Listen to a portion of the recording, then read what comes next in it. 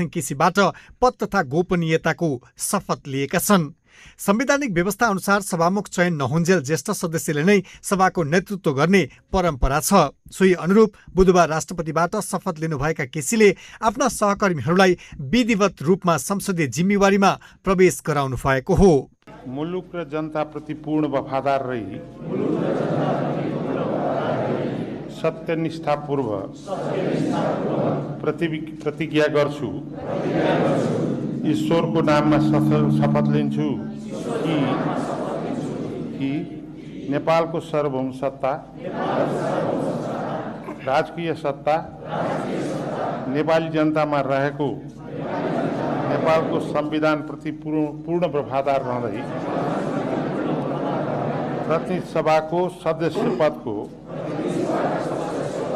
कामकाज प्रचलित कानुनको अधीन। यो पटकको शपथ ग्रहण समारोह केवल औपचारिकतामा मात्र सीमित रहेन। यसले नेपालको बहुजातीय र बहुभाषिक पहिचानलाई समेत प्रष्ट पारेको छ।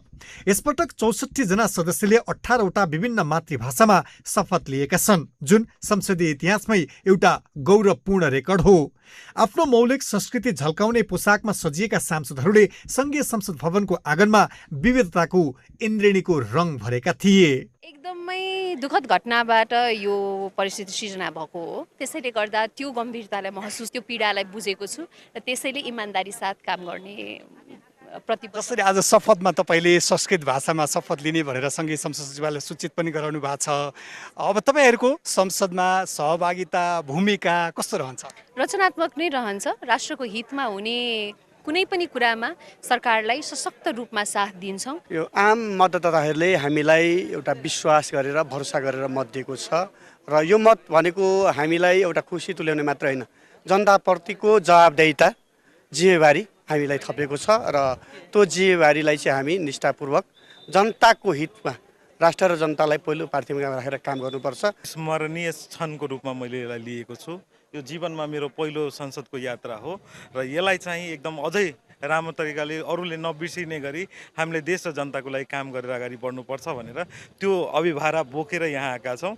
जिम्मेवारी वहन भएको महसुस भएको छ र देश विकासको लागि हामी तत्पर छौँ, तयार छौँ। अब यहाँको भूमिका कस्तो हुन्छ संसदभित्र?